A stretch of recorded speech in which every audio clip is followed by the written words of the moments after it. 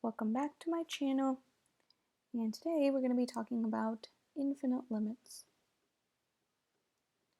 So infinite limits are another type of limits that you'll probably notice the more and more you go into limits, because there's so many things that you can do with limits. Limits are basically the foundation of derivatives. So infinite limits is when your limit, so let's say limit of x of a, f of x, is approaching basically a value of infinity, or it could be a value of negative infinity, either one. So it can be a very large value or a very, very small value. That's what an infinite limit is. So let me give you an example. Let's say the limit of x as it's approaching 0. So that means as you're going to 0, x is going to 0, 1 over x squared, what is it equal to? So if you draw this, the best way to work with limits is to draw them. That's most of the time the best way, especially for ones that you're not sure. So if we draw this, we get something like this. Okay? Now we're going to use the same trick we did. So we're going to go, because this is 0 and there's no plus or minus, you'd have to try both to see what it's equal to, because sometimes it can be does not exist. So you try 0 from the right side, so you go whoop, right? 0 from the right side, it's going to go there. 0 from the left side, it's going to there. So what's happening?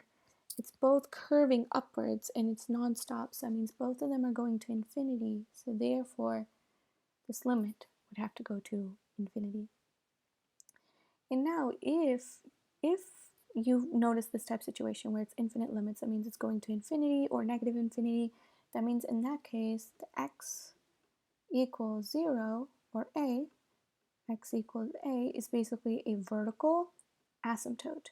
Because at that point, it does not exist. That means at that point, the curve is going to infinity or negative infinity.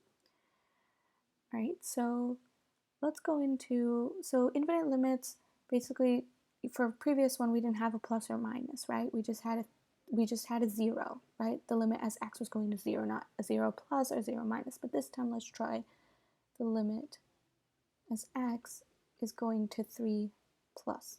So from the right side, okay, and the function is 2x, x minus 3. Now what you notice is this function, obviously if I plug it in, I'm not going to get the value I want. I'm going to get 6 over 0, which means it's undefined at that point, right?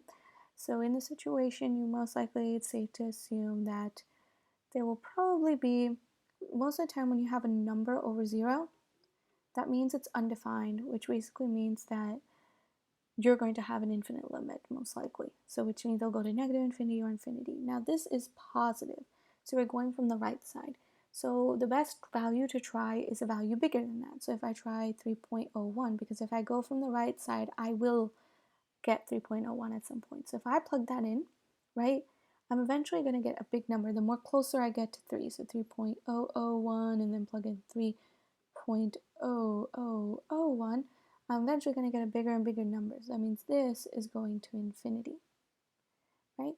Now let's say we do the same thing, except we do as x is going to 3 from the left side, or when they put a left minus on the top, for 2x, x minus 3. So we do the same thing, except we can't try these values because these values are from the right side.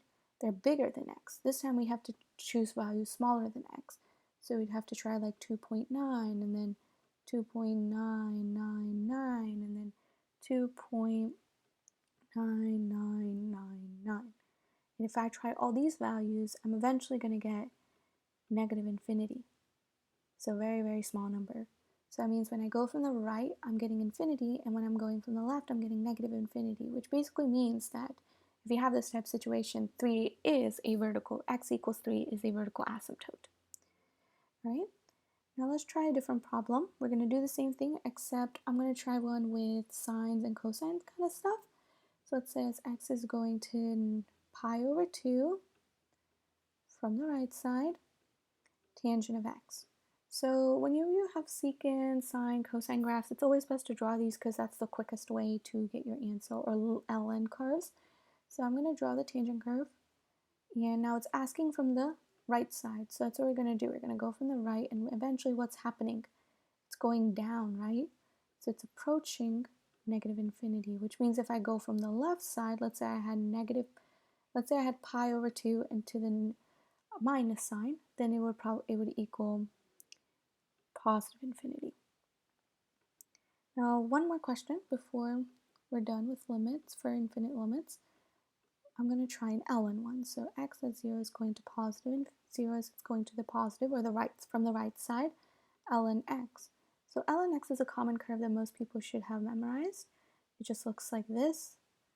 Now let's say I want to go from the right side to 0. So I'm going like this all the way to 0 because this is 0. So what's happening? You're going down and down and down and down and down, and that means you're reaching a negative infinity value.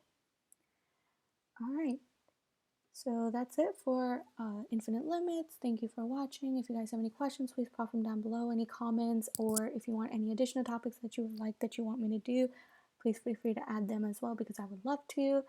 And once again, thank you so much.